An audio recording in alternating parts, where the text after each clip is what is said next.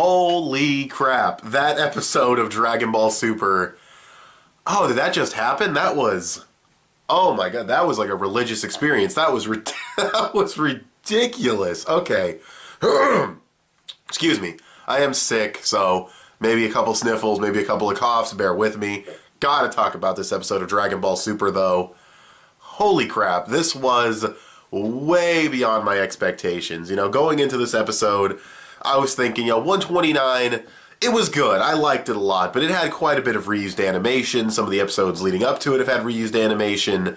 It's been kind of questionable whether or not they could pull off an episode that is just jaw-droppingly amazing, or if we'll have to settle for something that's really, really cool, but has reused animation, has limited moments. And I'm not going to say this episode doesn't have any reused animation, because there are a couple scenes, and there are a couple of limited moments of, looped punches and kicks. But the looped punches and kicks look great, and the reused animation looks great, and it's few and far between, and it's well directed, it's well storyboarded. This is an excellent episode. You can go ahead and look. Go ahead and look at that staff list on this video. It's huge. It's enormous. Gotta be one of the biggest staff lists I've seen on Super. Probably not the biggest, because this series has a horrendous schedule, but I digress. You got Naoki Tate, Futoshi Higashide, Atsushi Nikaido, Naotoshi Shida, Tu Young-soo, I always mispronounce that one, Toshiyuki Kano, Shuichiro Manabe. I'm looking at the list right now, I'm going down. Some of these guys I don't recognize.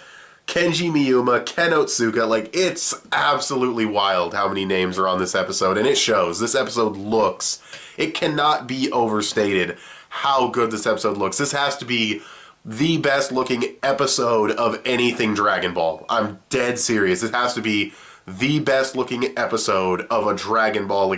Not counting movies and not counting TV specials.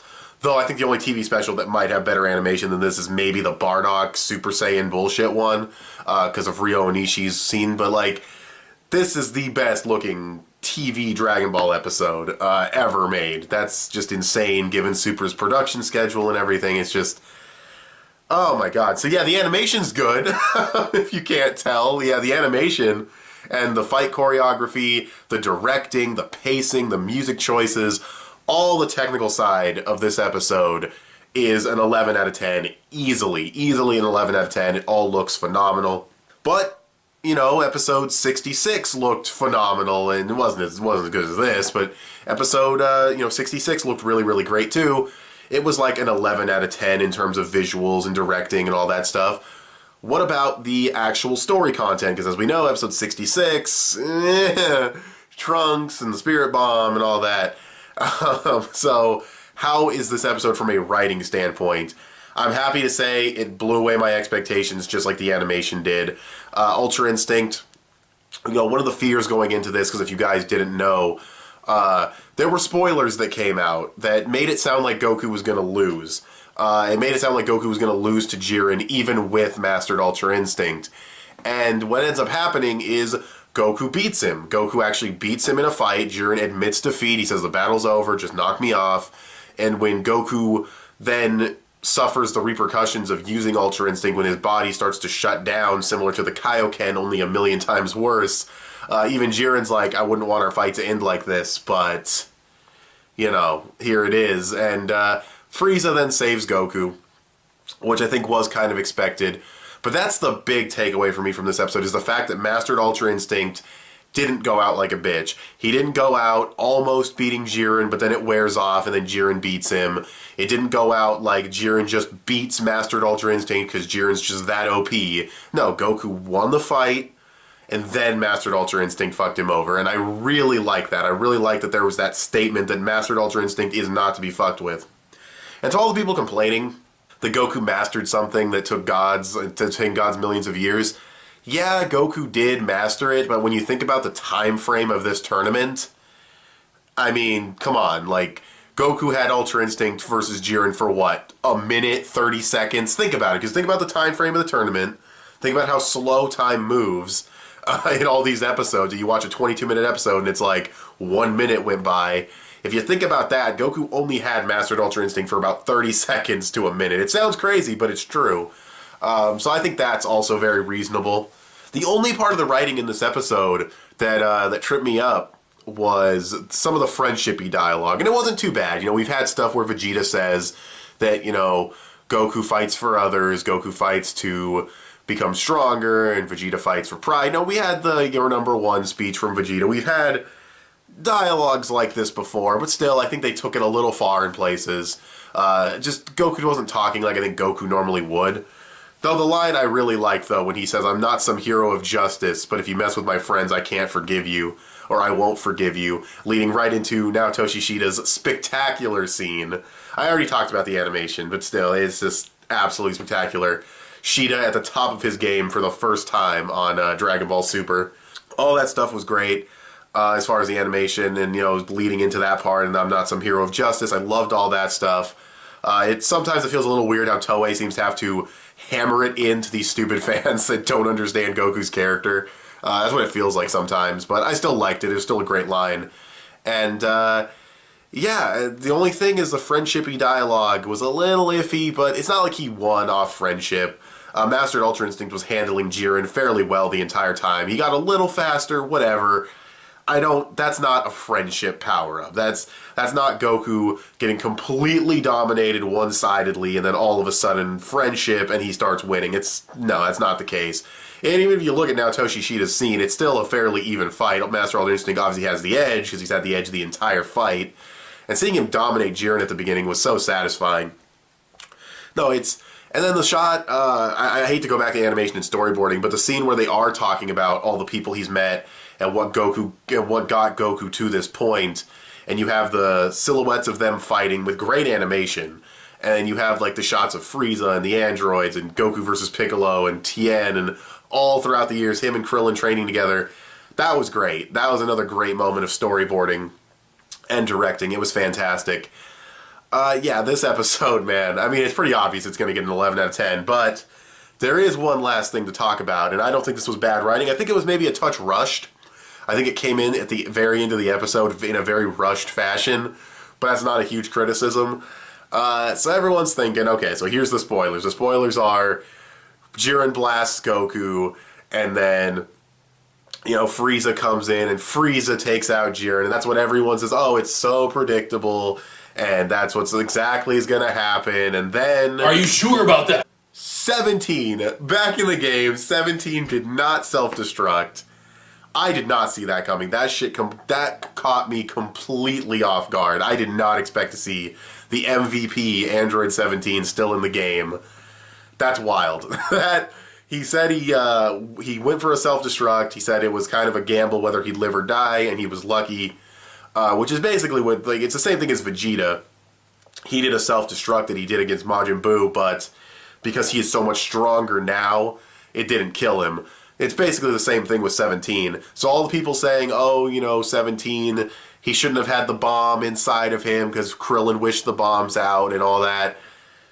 Not a plot hole, because it wasn't that kind of self-destruct, which I never thought it was that kind of self-destruct, but people, Dragon Ball fans can take things at face value. 17 being back in the game is crazy. It's a legitimately good twist. They did not reveal any of that in the episode spoilers. Nothing even close. The episode spoilers, honestly, feel like a total lie at this point. Like, the episode spoilers seem to be completely off base from what's actually happening, but we still have next week, which is technically what the episode spoilers are supposed to be for. So who knows? We'll see what happens. Goku could still get eliminated, but he already won in Ultra Instinct, so I'm not going to be disappointed if he gets knocked out of the ring and it's up to Frieza or whatever. I just want to see how the Wish is handled, how they wrap up the show, if Frieza is going to be the last one standing. And all the people saying, if Goku wins, it's predictable. If Frieza wins, it's predictable.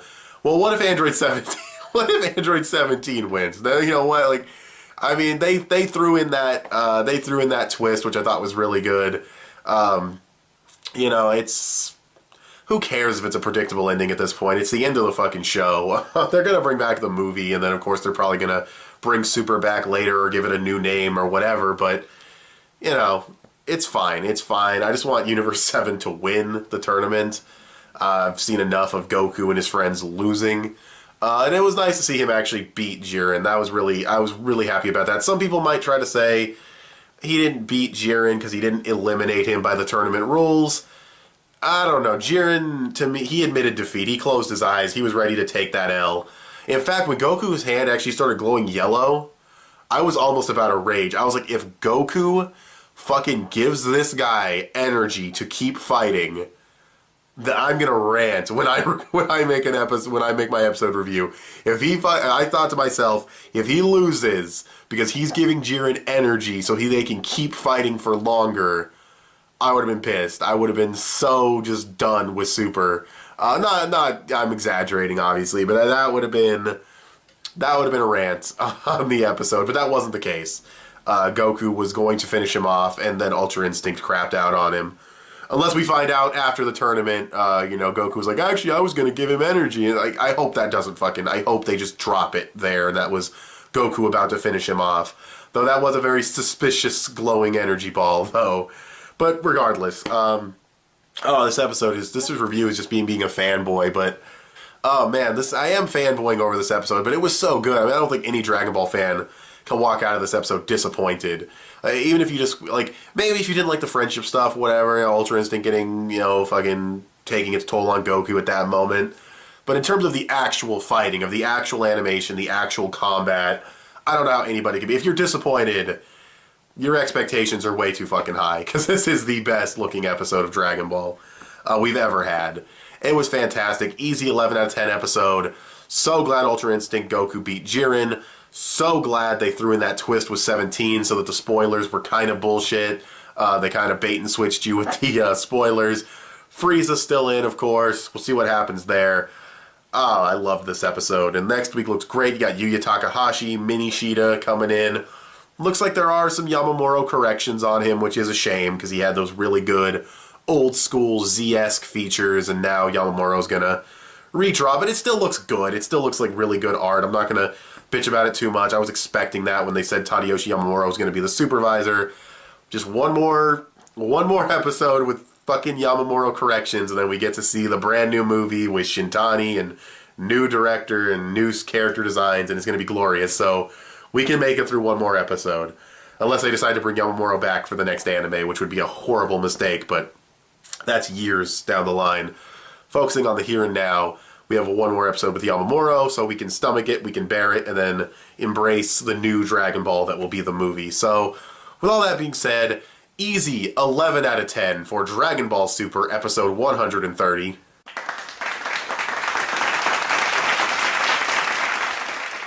But what did you guys think of this episode? Go ahead and tell me in the comments section below. Give this video a thumbs up and share it on social media. Both those would help me out a lot. Subscribe if you haven't already, or if you like what you've seen here. Click that little bell to get notifications when my videos go up. I want to thank you guys for watching, and I'll talk to you guys later. Bye.